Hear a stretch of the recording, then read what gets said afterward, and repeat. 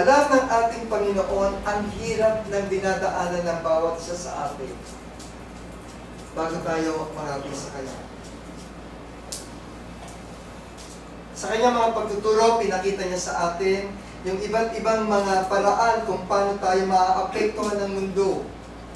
Ano yung mga pagdadaanan natin bilang mga isang Kristiyano bago totally tayo kuminsan ay maramdaman natin na tayo'y tanggap ng Panginoon.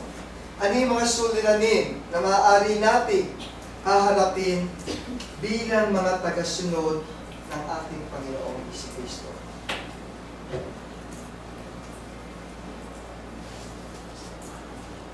Kung matatagpuan natin o mararamdaman natin ang ating mga sarili na darating uli ang mga ganitong kawalan sa ating buhay, we can cross and we can turn to the cross and remember that Jesus point the way home.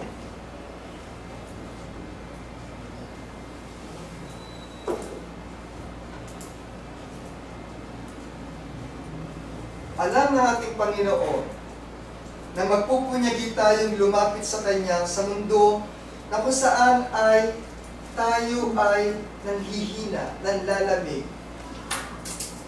At itinuturo niya sa atin kung ano ang mga dapat nating isagawa sa ating buhay.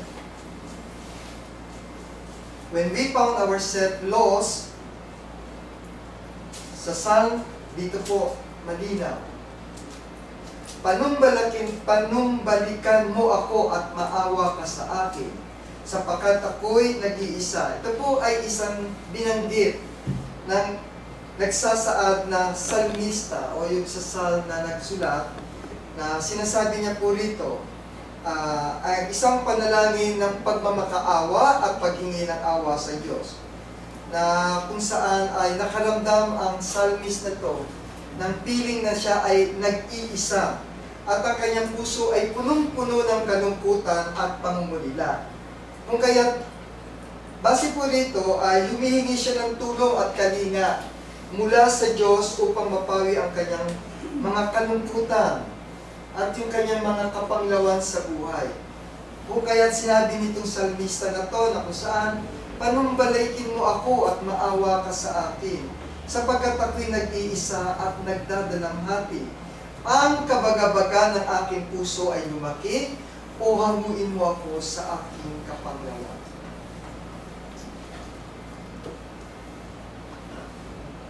Ano po ba yung tinuturo o sinasabi?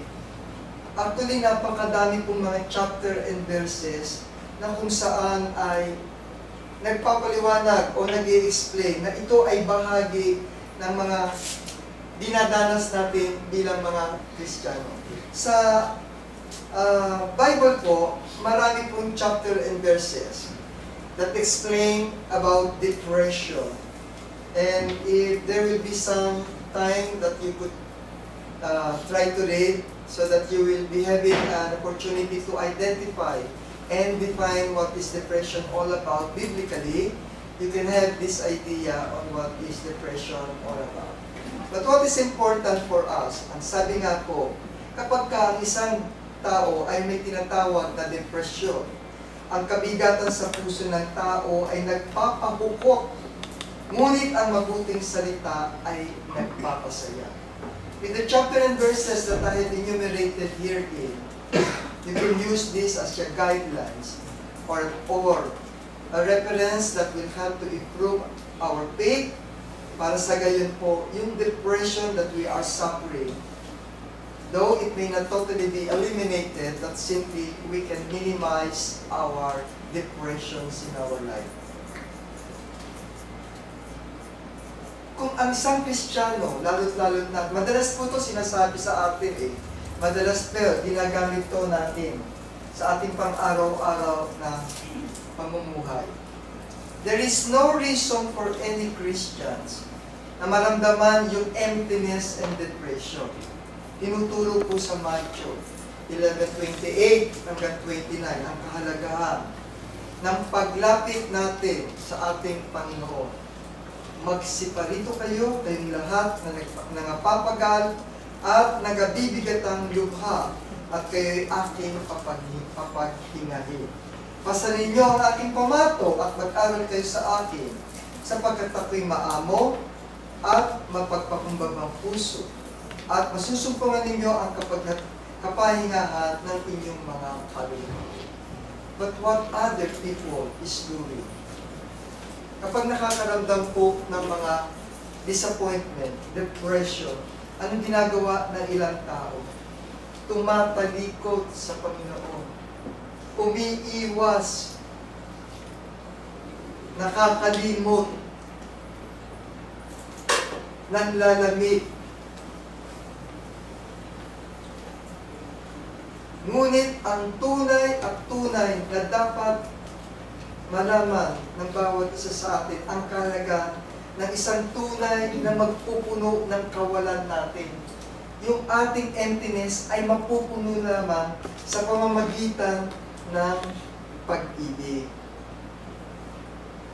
Kapag po tayo nakakaramdam ng emptiness, depression, minsan tayo ay longing o naghahanap ng tinatawag na pagmamahal.